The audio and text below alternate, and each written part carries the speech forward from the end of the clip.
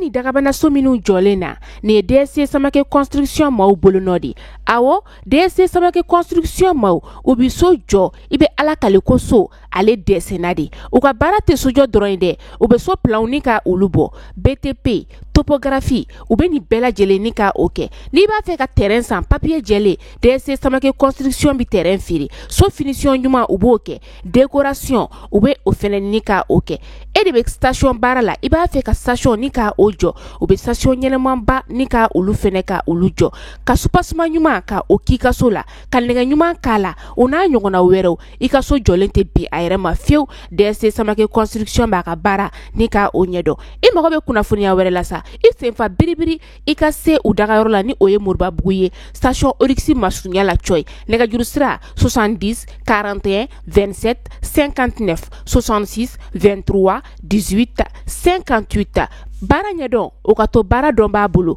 DSC Samake construction mau ubuka bara uba nyedon.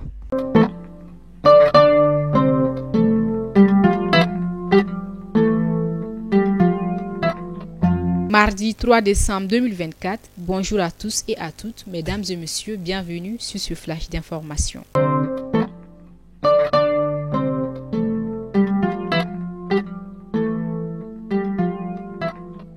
Au Mali, plusieurs cadres influents de la nébuleuse terroriste neutralisés par les FAMA dans la région de Kidal. Dans un communiqué diffusé sur la chaîne nationale le dimanche 1er décembre 2024, l'état-major des armées a confirmé la neutralisation de plusieurs cadres de haut rang des groupes terroristes lors d'une opération spéciale d'envergure menée dans le secteur de Tinzaouaten dans la région de Kidal, à la frontière avec l'Algérie. Après que les assaillants qui étaient en réunion discrète aient été localisés, les vecteurs aériens ont alors pris position pour frapper la cible, suivi de frappes précises qui ont neutralisé plusieurs terroristes. Visite du Premier ministre à l'archevêché de Bamako. Dans le cadre de ses prises de contact, le Premier ministre, ministre de l'administration territoriale et de la décentralisation, le général de division Abdoulaye Maïga s'est rendu le lundi 2 décembre 2024 à l'archevêché de Bamako, accompagné du ministre des Affaires religieuses, du culte et des coutumes, Mamadou Koné. Cette visite avait pour objectif de renforcer les liens avec l'Église catholique, de solliciter son accompagnement et de demander des bénédictions pour le pays. Au cours de cette rencontre, le Premier ministre a également adressé ses félicitations à l'Église catholique pour la réussite de l'organisation du pèlerinage à Kita.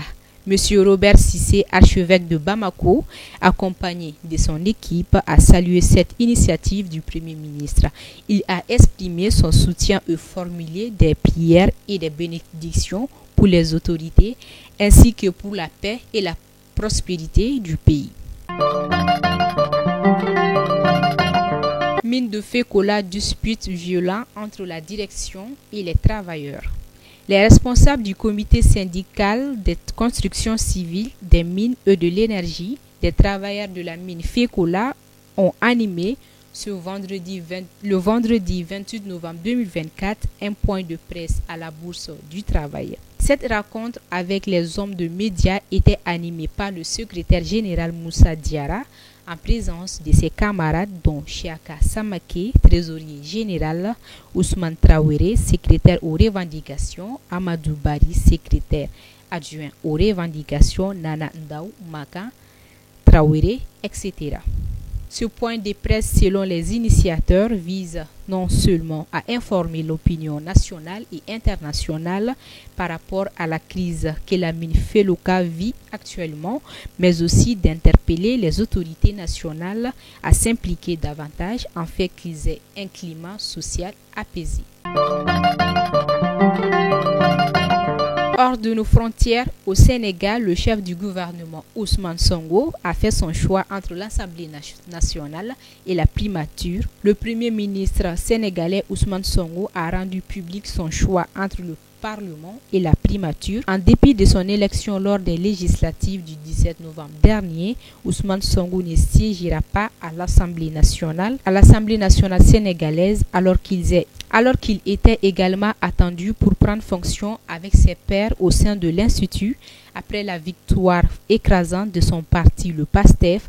Au scrutin, Ousmane Sonko a fait une déclaration retentissante sur son avenir au sein de son Parlement. Je reste à la primature et je souhaite un bon mandat aux députés élus, a déclaré le Premier ministre, qui a également estimé que le président de la République sénégalaise, Bassirou Diomaye Faye, avait besoin de lui à ses côtés.